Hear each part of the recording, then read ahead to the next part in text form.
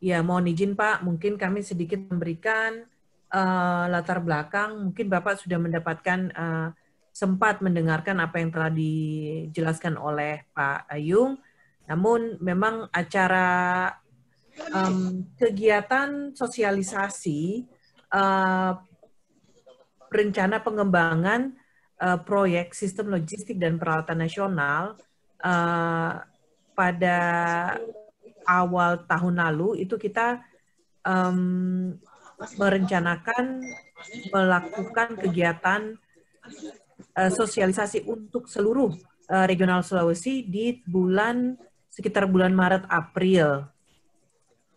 Nah, namun demikian tentunya kita tahu bahwa kasus-kasus COVID pertama mulai di Indonesia itu bulan Maret, sehingga akhirnya semua prioritas dan juga semua kegiatan itu dialihkan untuk mendukung penanganan COVID-19 di Indonesia.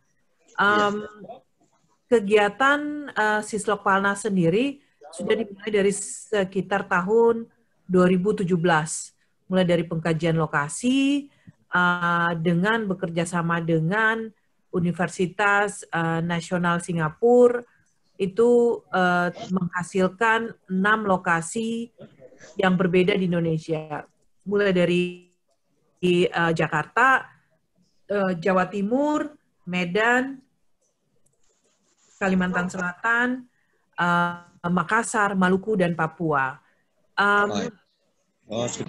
Pemodelan untuk memulai kegiatan pelaksanaannya disarankan oleh Sestama BNPB untuk melakukan kegiatan pemodelan dulu di salah satu lokasi dari ke-6 lokasi tersebut. Nah, disetujui atau disepakati atau diputuskan oleh Sestama untuk melakukan pemodelan di regional Sulawesi. Sehingga di tahun 2018 yang tadinya kita mau serempak melakukan di ke-6 lokasi, tetapi prioritasnya adalah melakukan dengan arahan Sestama, kita prioritaskan wilayah Sulawesi secara keseluruhan. Pertemuan dengan Sekda Sulawesi Selatan sebagai kita katakan tuan rumah untuk regional Sulawesi itu dilakukan di bulan Februari dengan memaparkan semua target, sebenarnya progres ya, apa yang telah dilakukan di Sulawesi Selatan dan daerah lain, dan juga apa yang ditargetkan untuk wilayah Sulawesi di tahun 2020 itu sudah dijelaskan kepada Sekda. Kami memohon komitmen dan dukungan beliau, termasuk rekan-rekan dari BPBD Sulsel, dan kami secara resmi sudah mendapatkan dukungan dukungan dan komitmen dari rekan-rekan di Sulawesi Selatan. Nah, dari situ makanya untuk minggu ini kami sepenuhnya melakukan roadshow secara online, mulai dari Sulawesi Selatan tentunya hanya sebagai penyegaran, kemudian kami melakukan di Sulawesi Barat, akhir besok Gorontalo. Kurang lebih begitu. Jadi untuk minggu ini kegiatan yang difokuskan adalah sosialisasi dulu, Pak. Sosialisasi itu kami tanggal 18 dan tanggal 27 Agustus lalu mencoba untuk lompat ke hal teknis, tetapi ternyata kembali mendapatkan pertanyaan karena tentunya beberapa peserta atau kebanyakan peserta yang hadir ternyata belum terpapar dengan konsep atau inisiatif dari Sislok-Palna. Sehingga atas saran atau arahan dari Ibu Kasubdit Penyimpanan dan Pemeliharaan Logistik dan Peralatan dari Kedeputian Logistik dan Peralatan BNPB, Ibu Nadira menyarankan bahwa mengarahkan bahwa kita harus sosialisasi dulu dan juga memberikan sedikit pengenalan terhadap pengkajian kapasitas dan juga klaster provinsi logistik yang ingin kita bentuk atau kita kumpulkan data dan informasi di awal di bulan ini. Jadi selain komitmen dan dukungan penuh yang kami ingin dapatkan dari rekan-rekan di provinsi di seluruh Sulawesi, kami juga ingin tentunya menyampaikan bahwa ini merupakan kegiatan awal dan kedepannya akan banyak sekali rangkaian kegiatan yang tentunya akan kami komunikasikan dan membutuhkan kerjasama dari seluruh pihak di provinsi dan dan tentunya saya lupa apa yang mau saya katakan. Kurang lebih itu sih Pak, saya terlalu banyak bicara. Mudah-mudahan poin yang ingin kami sampaikan, tujuan yang kami inginkan, ingin dapatkan dari pemerintah daerah secara umum bisa didapat dari penjelasan saya. Demikian Pak, saya kembalikan. Izin, boleh saya? Iya, silakan Pak Boy. Oh ya, terima kasih. Assalamualaikum warahmatullahi wabarakatuh. Selamat siang untuk waktu Indonesia Tengah nih, dan salam sejahtera buat kita semua. Om Swastiastu, Namo Buddhaya.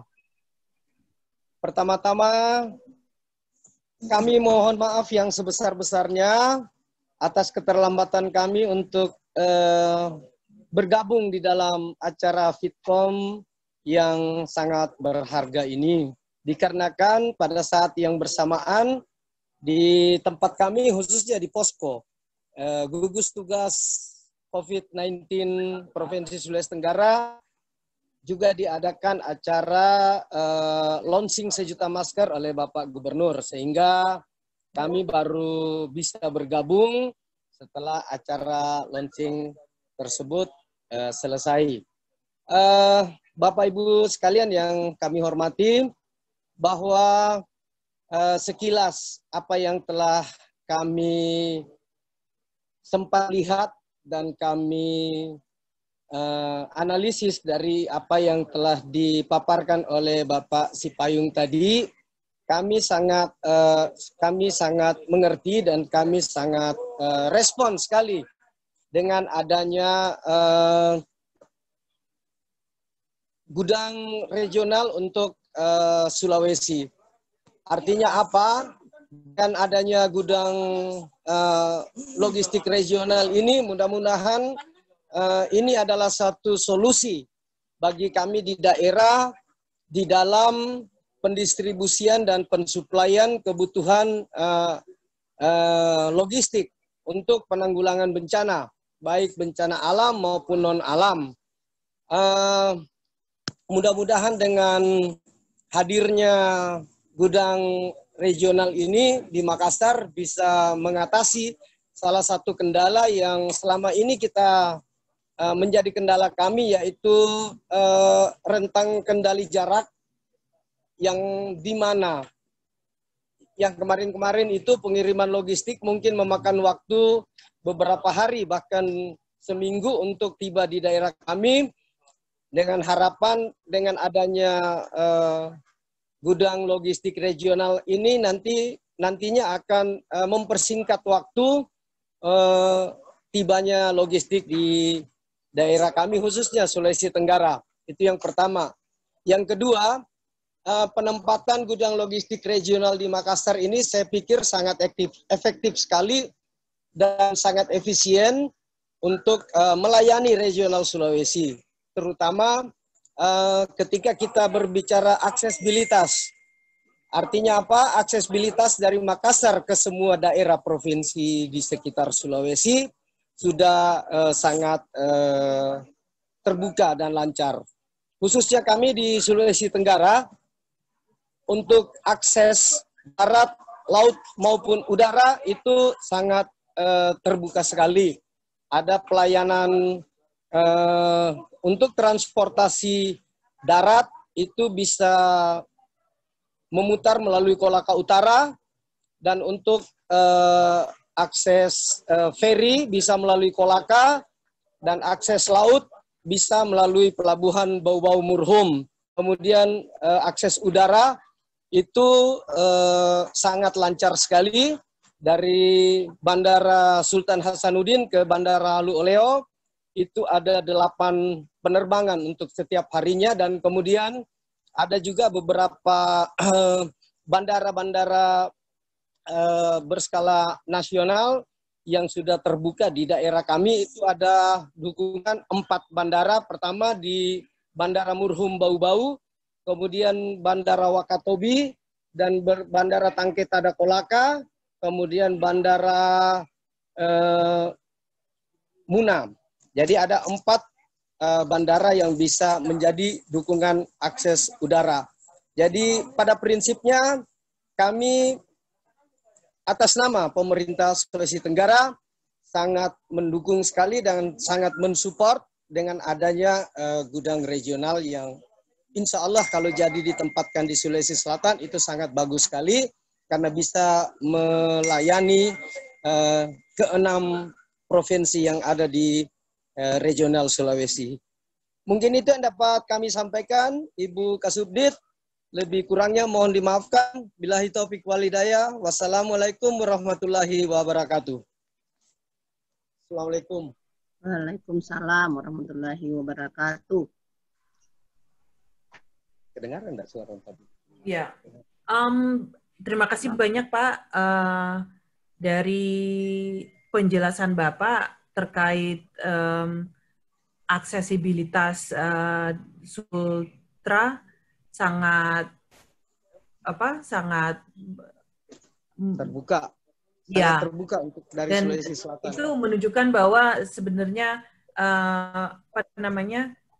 Bapak sangat memahami bagaimana pentingnya melakukan atau mempunyai informasi-informasi ini dalam penanggulangan bencana, sehingga ketika suatu kejadian tanggap darurat terjadi di suatu wilayah di Sultra, bisa disusun suatu konsep operasi ya Pak, berdasarkan akses dan juga kapasitas dan sumber daya yang ada di daerah. Mohon izin kami melanjutkan dengan agenda yang sudah direncanakan, Pak. Bu Laura sebentar, bisa ya, Pak. nambah. Jadi gini Pak Boy, untuk Sulawesi Tenggara ini, saya berharap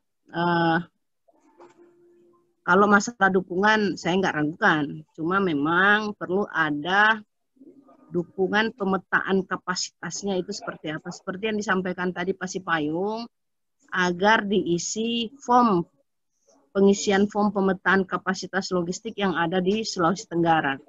Karena untuk Sulawesi Tenggara segala akses bisa Bu Laura. Darat, udara, dan laut bisa. Malah lebih banyak akses lautnya dibandingkan darat, karena antar pulau-pulau. Jadi ada 2 yang perlu kami ini. Yang pertama adalah dukungannya, karena bukan hanya BPBD tetapi semua stakeholders pada saat terjadi bencana untuk menggeser atau mengerahkan semua sumber daya logistik, bukan hanya BPBD yang kita butuhkan, tetapi semua stakeholder. Kalau di BNPB bahasanya pentahelix, semua pentahelix dunia usaha, masyarakat, birokrasi, akademisi, media, itu kita berharap mereka terlibat semuanya. Sehingga kita perlu sekarang ada semacam pemetaan potensi kekuatan itu seperti apa sih? Nah, informasi yang disampaikan tadi oleh Pak Boy sudah banyak akses untuk bisa masuk. Hanya yang kita minta adalah bagaimana teman-teman provinsi bisa menggalang kerjasama dengan semua stakeholders. Contohnya misalnya yang saya alami Pak Boy, pada saat kita akan mengerahkan bantuan ke Konawe Utara waktu banjir bandang, ya kan?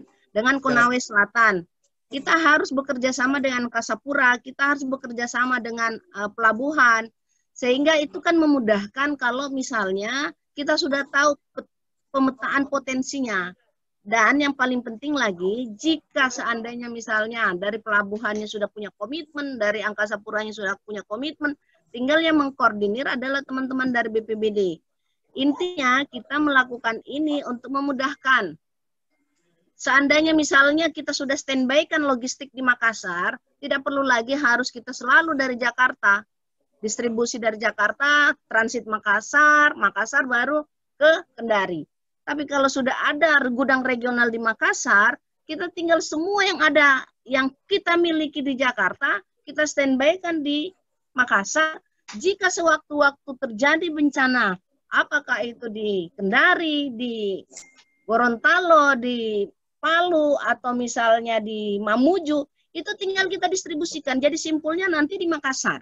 Itu kan akan memutus mata rantai waktu yang lama. Kemudian efisiensi, menghemat biaya. Tetapi yang kita inginkan adalah, satu, jangan sampai misalnya,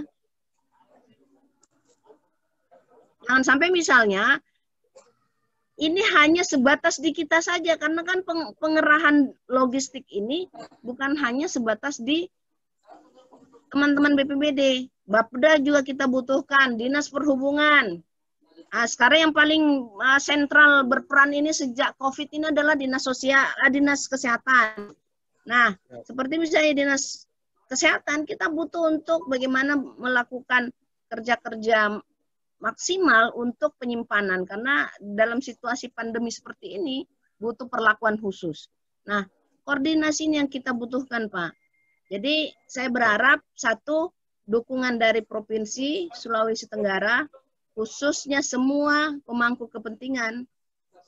Yang banyak terkait di sini adalah Dinas Kesehatan, Dinas Sosial, BPBD, Bapeda, apalagi ini Perhubungan, Angkasa Pura, pelabuhan. Nah, ini yang penting. Jadi bagaimana mata rantai distribusi pergeseran logistik ini yang harus kita kerjasamakan terus Pak Boy.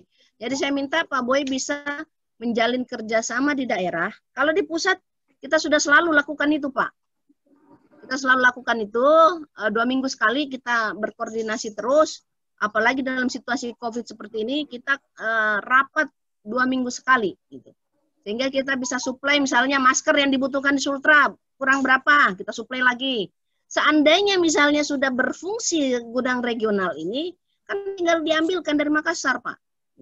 Tapi karena belum berfungsinya gudang hub regional ini, maka harus dikirim dari Jakarta. Itu Pak ininya. Jadi saya minta bantuannya untuk mengisi form pemetaan kapasitas logistik.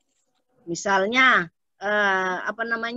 sumber daya pelabuhannya, kemudian daratnya, kemudian untuk kerjasama dengan Angkasa Puranya gitu. Jadi kita bagi tugas ya Pak ya, supaya memudahkan kita semua. Itu mungkin Bu Laura. Siap. Terima kasih Bu. Ya Pak. Link pemetaan sudah kami terima. Insya Allah secepatnya kami kirim balik, kami minta waktu untuk mengisinya. Setelah itu kami kirim kembali ke Pak Sipayung. Terima kasih Bu Kasubdit. Ya Pak, sama-sama Pak. Terima kasih banyak Bu. Penekanannya terhadap dukungan yang kirim link saja langsung. Komitmen dari BPBD. Kalau ada Bapak Ibu punya pertanyaan terkait paparan yang diberikan oleh Bang Ayung, waktu kami berikan.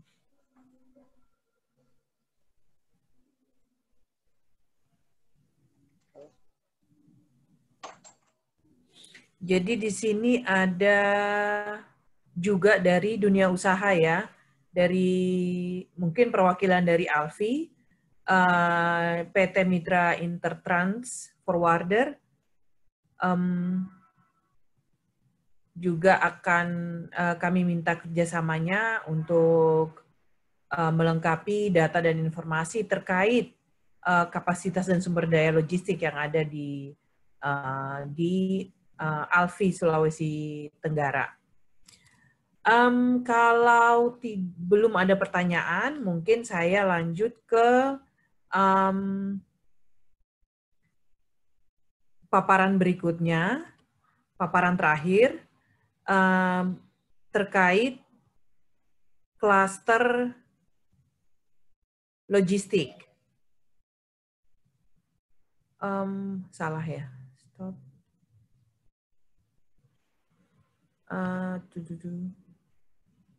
Oke, sebentar ya.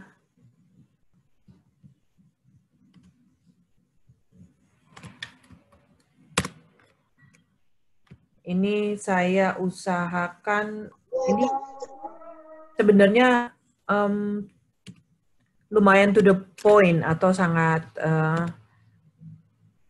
saya pikir Bapak dan Ibu sudah mengenal terkait istilah forum koordinasi. Ada berbagai macam nama forum koordinasi yang di berbagai daerah di Indonesia.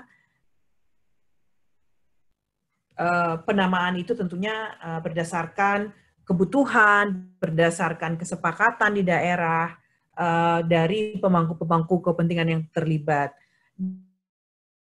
Di level nasional, di tahun 2014 diterbitkan keputusan Kepala BNPB terkait pembagian klaster nasional penanggulangan bencana.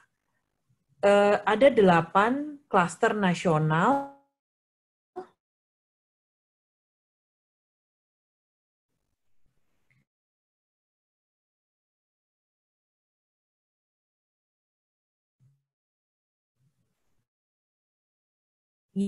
yang salah satunya adalah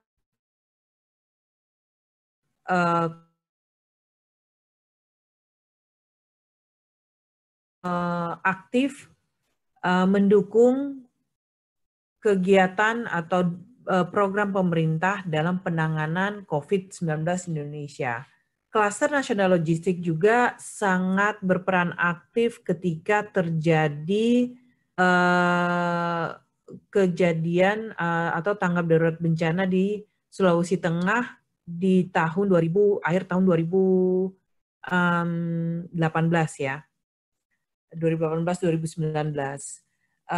Klaster lainnya yang sangat aktif adalah klaster pengungsi dan perlindungan di bawah koordinator Kementerian Sosial dan wakil koordinator Polri.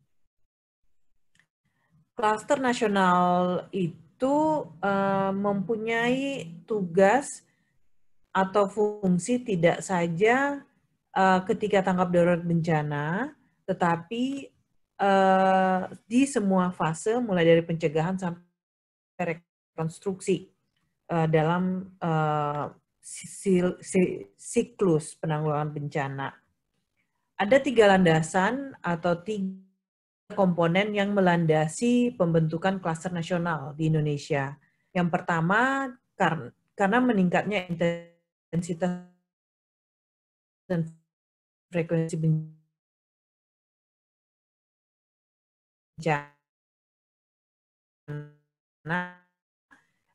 disebabkan sangat rawan, baik bencana mulai dari gempa bumi, tsunami, gunung api, dan juga kebakaran hutan dan lahan, dan juga keterlibatan berbagai aktor di fase mana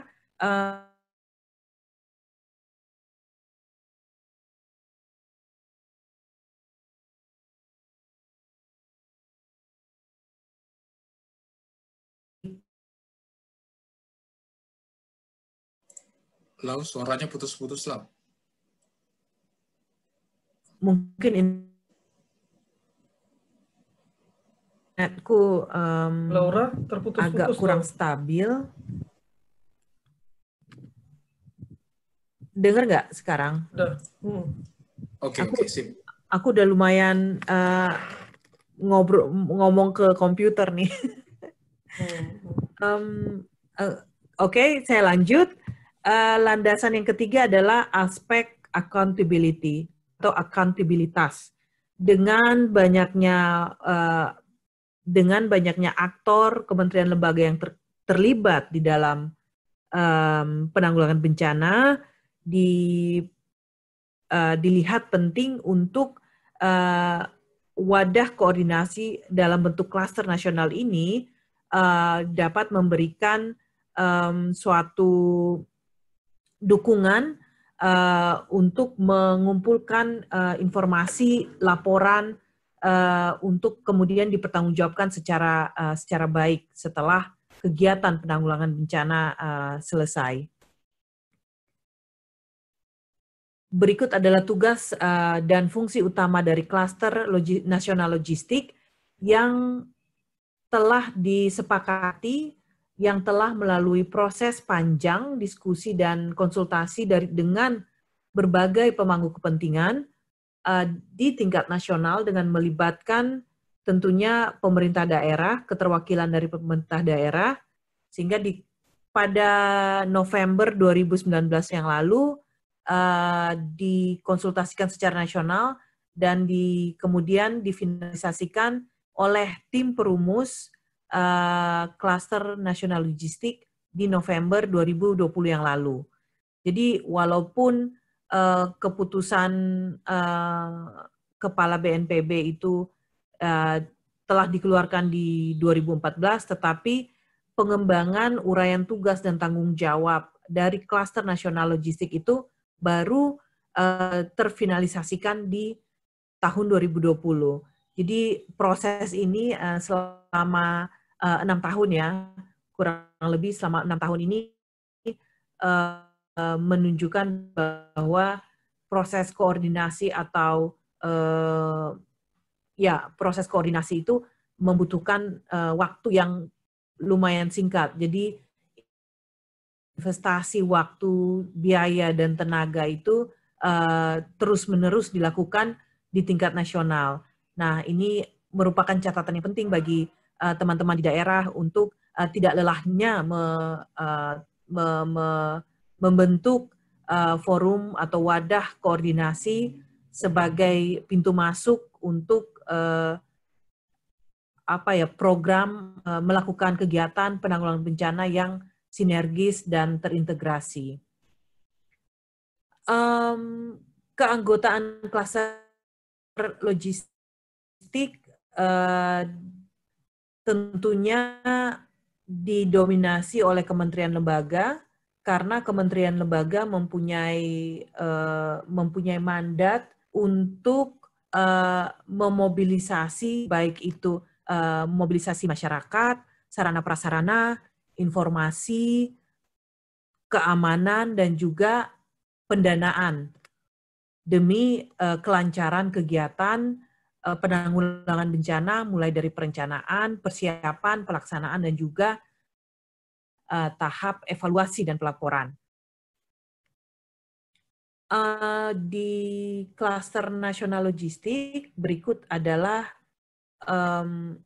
struktur keanggotaan,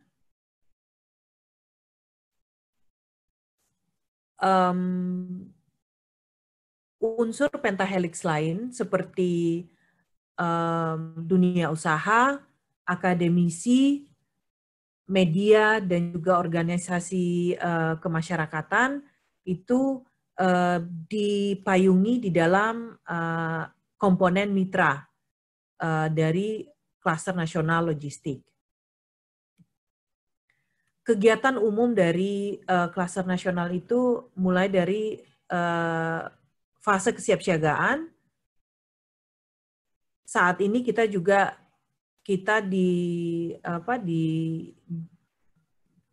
melakukan pengembangan kapasitas dan juga persiapan pengkajian, pengumpulan data itu.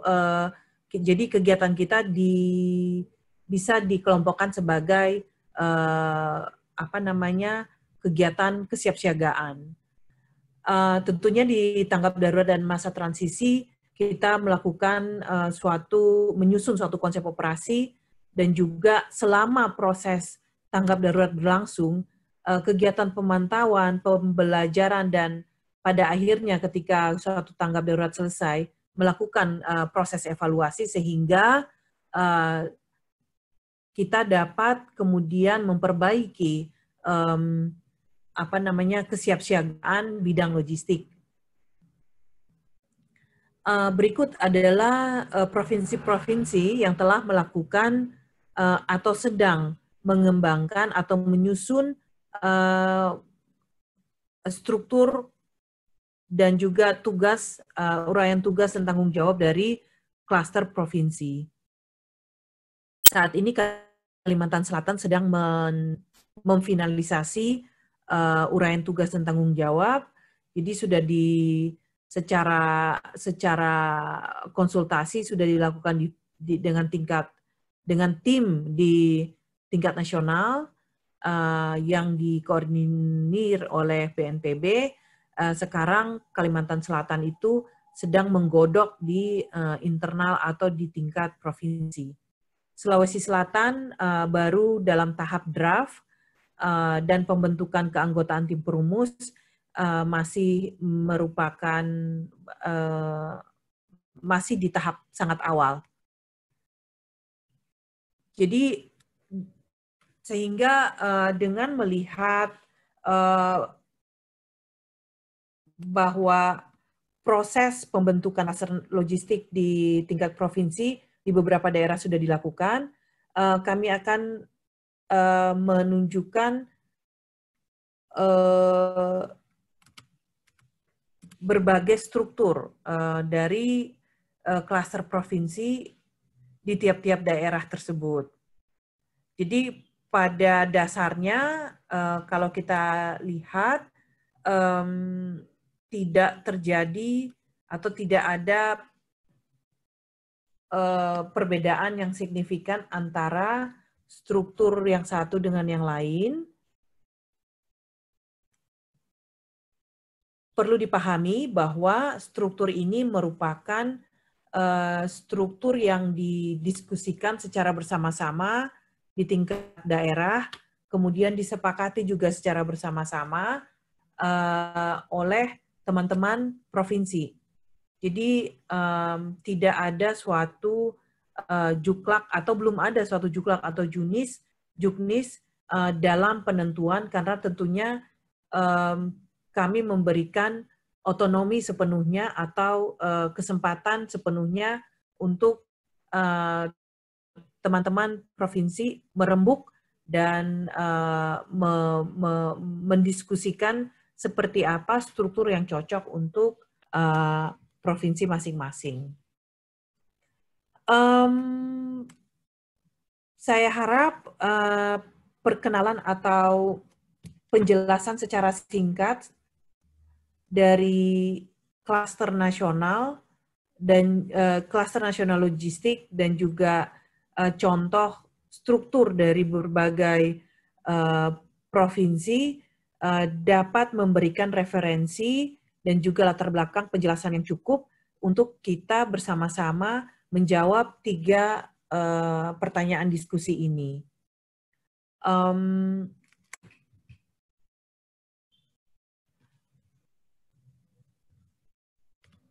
Dari kehadiran mungkin tidak sepenuhnya mewakili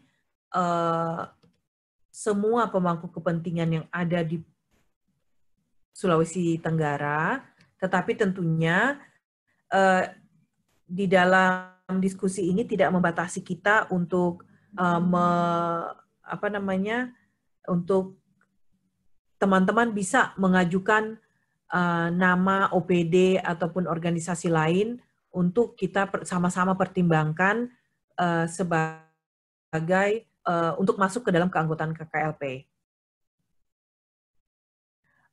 Bang Ayung Iksan, apakah kita ingin berdiskusi atau kita akan melakukan diskusi terpisah sebagai tindak lanjut dari kegiatan Lokakarya hari ini?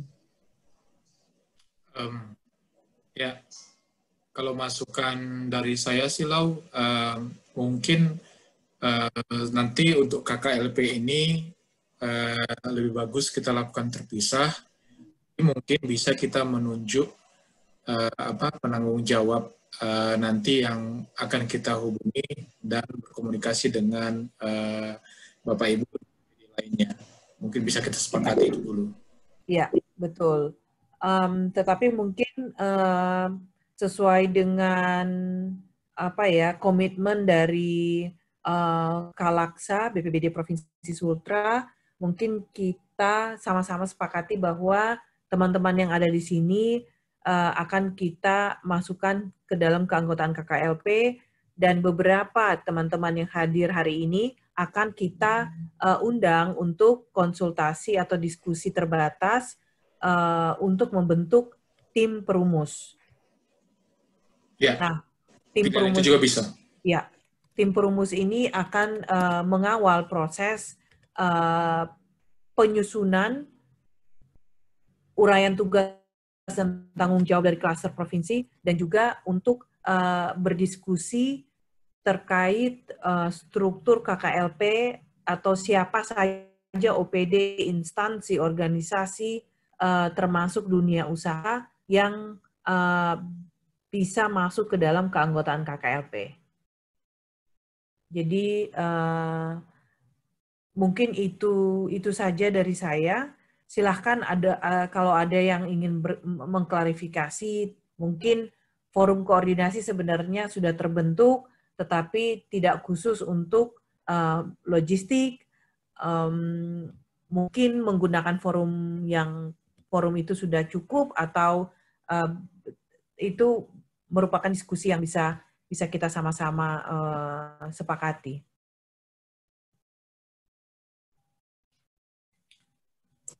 Ya, itu bisa, Lau. Oke, mungkin saya kasih 5 menit. 5 menit diskusi, atau kalau ada yang ingin bertanya.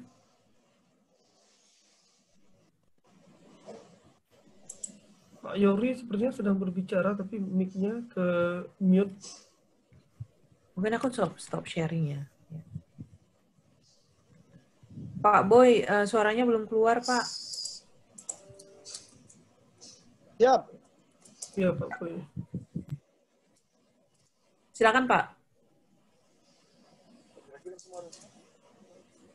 Izin. Silakan, Pak. Siap. Ada beberapa hal yang ingin kami tanyakan terkait dengan rencana atau terplan akan dibangunnya gudang regional Sulawesi. Yang pertama adalah terkait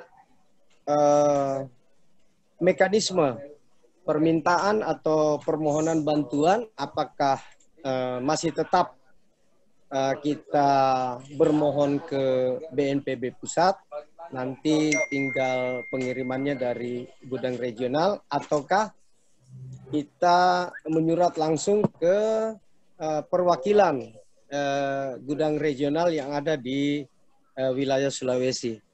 Mungkin itu yang dapat kami tanyakan, Bu. Terima kasih. Ya, Assalamualaikum warahmatullahi wabarakatuh. Waalaikumsalam, Pak. Pertanyaan yang sangat bagus. Ibu Ira kayaknya udah siap-siap menjawab nih. Silakan, Bu. Kok tahu aja sih, Bu? Ya, Ibu Ira langsung semangat nih dengan pertanyaan Bapak yang sangat Kami berkualitas. kakak beradik nih, Cak Esan sama Pak Boy nih, sahabatan Bu Laura. Jadi gini Pak Boy, Pak Kalak, kalau untuk administrasi persuratan itu tetap diajukan ke BNPB, Pak.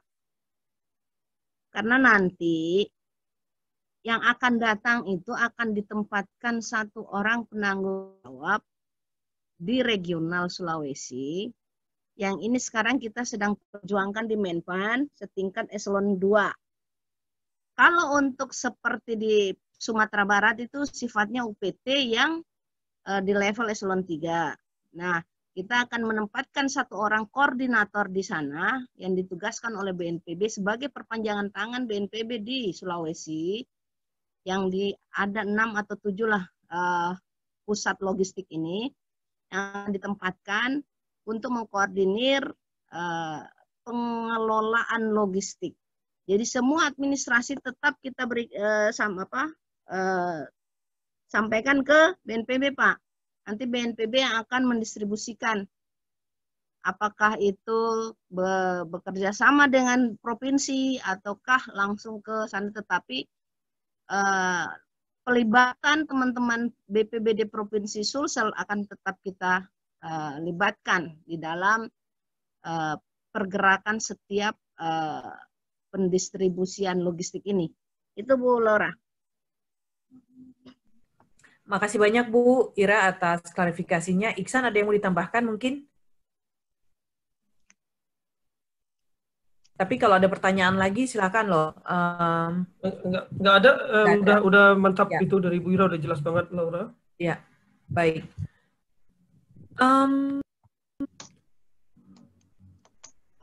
Kalau tidak ada pertanyaan, mungkin saya akan minta Iksan atau Bang Ayung yang akan merangkum. Kemudian Mbak Laura, dari dunia usaha kita pengen dengar ada ininya. Oh iya, betul sekali Bu, betul sekali. Pak Yusri dari PT Mitra Intertrans Forwarder, MIF.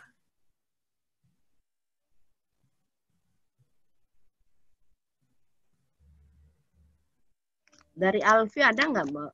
Iya, perwakilan dari Alfi, saya pikir dari ada Bu, dari Ibu Yanti itu. Oh, Bu Yanti ya. Bu Yanti silakan Bu. Ada Pak Yusri juga, sudah buka mikrofonnya, silakan Pak. Ibu-ibu, perkenalkan saya Yusri dari PT Mitra Intertrans Forwarding, cabang Kendari, sekaligus sebagai anggota Asosiasi Logistik Forwarder Indonesia untuk wilayah Sulawesi Tenggara.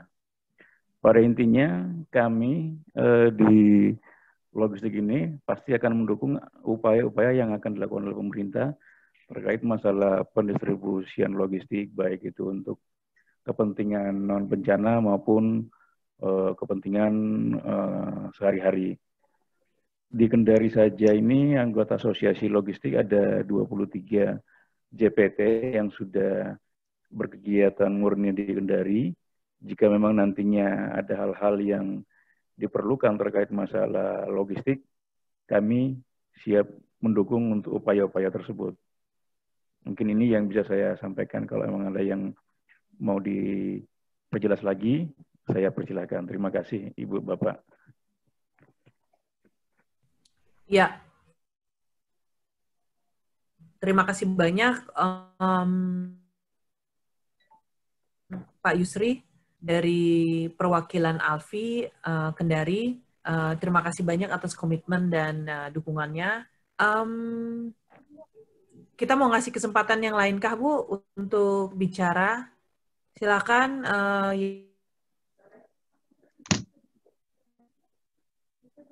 Yang lain.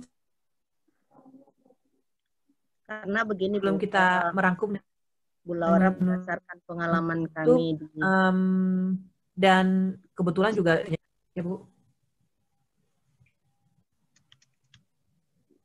begini Bu Laura, berdasarkan pengalaman kami di sini, pada saat, halo?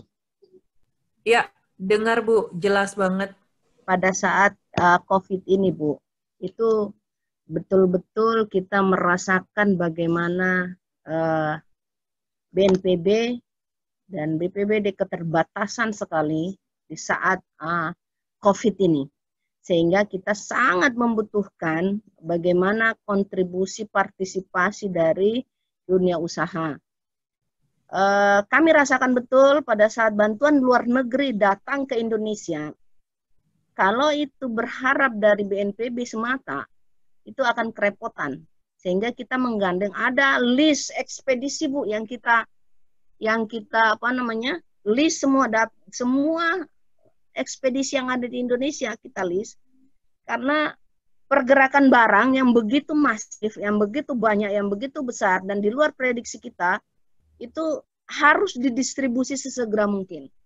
Sehingga kami berharap dunia usaha ini betul-betul digandeng, dijalin kerjasama. Nah, makanya saya minta Pak Boy, karena kan di Sulawesi Tenggara ini kan yang tahu petanya kan teman-teman di Sulawesi Tenggara gitu.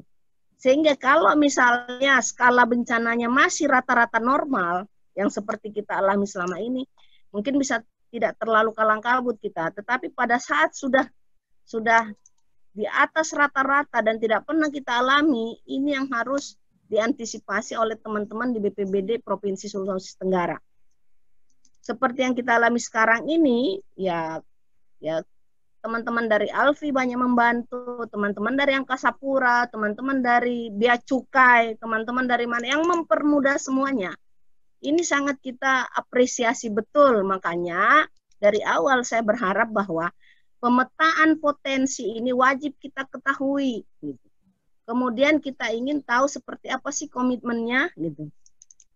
Nah, saya berharap dari Provinsi Sulawesi Tenggara ini bisa, untuk memudahkan pergerakan logistik itu, kita tinggal pencet tombol satu udah tahu ke sana harus ke sini, dan sangat rigid tuh yang disampaikan oleh Pak Sipayung, apa saja yang dimiliki di daerah.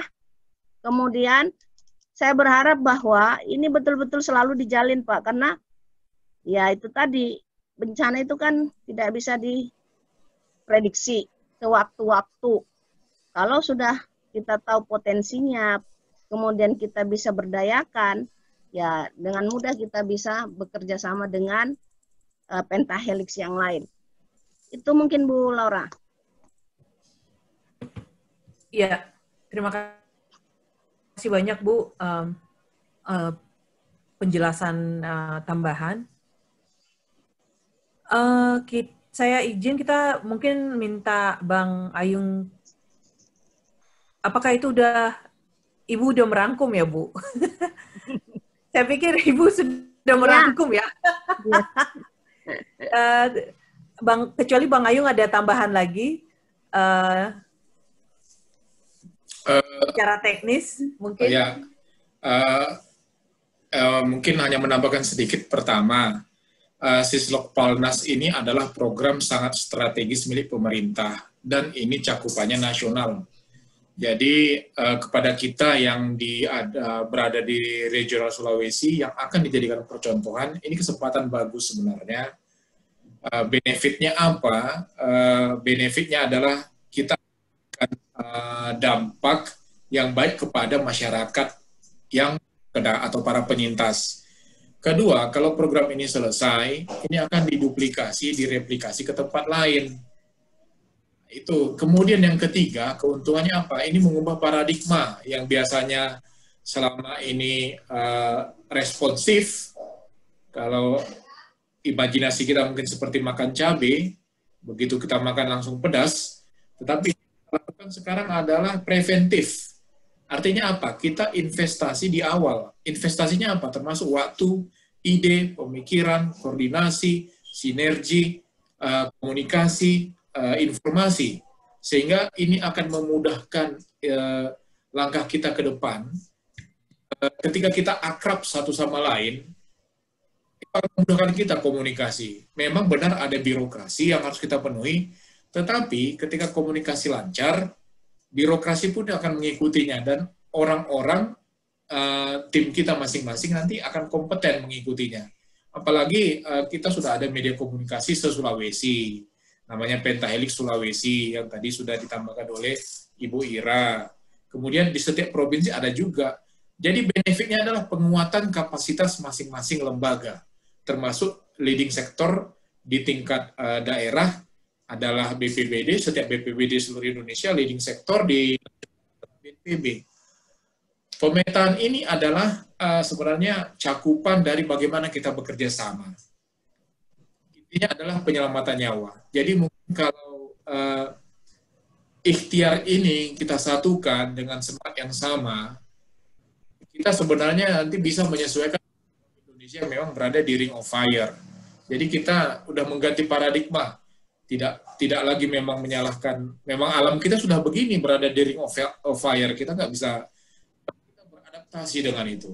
Mungkin itu yang mau saya sampaikan, dan ini minta tolong semua link yang tadi kami bagikan, link KKLP per provinsi di Sulawesi Tenggara, kemudian di Pentahelix Sulawesi, artinya seluruh teman-teman yang ada di Sulawesi, mulai dari Sulawesi Utara sampai Kendari, bergabung semua untuk berkomunikasi. Bisa jadi nanti prosesnya adalah sesuatu yang ad hoc itu yang memang tidak tertulis tapi bisa dilakukan bersama. Jadi sambil menunggu legalitasnya berjalan, kita pelihara terus. Mungkin itu aja, Laura. Terima kasih.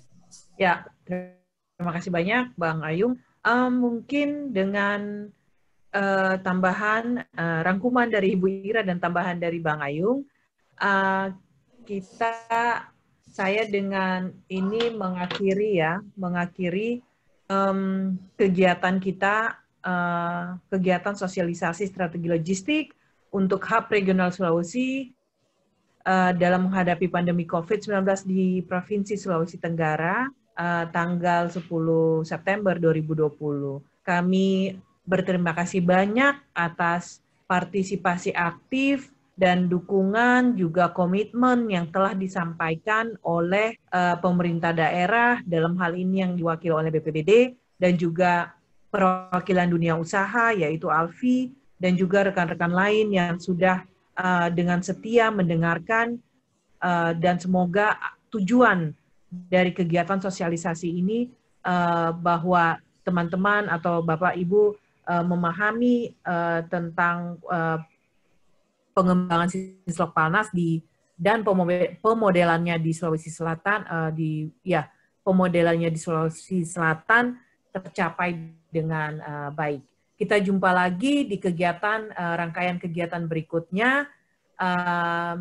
Semoga ini tidak memberikan ini memberikan kesan, proses ini memberikan kesan yang positif. Dan juga kami akan terus terbuka untuk menerima masukan dan saran, klarifikasi di dalam WhatsApp group yang sudah dibentuk oleh Bang Ayung. Tentunya ada tindak lanjut juga nih yang kami minta dukungannya. Ada kuesioner, kemudian nanti kami akan hubungi lagi untuk pembentukan tim perumus. Kurang lebih itu.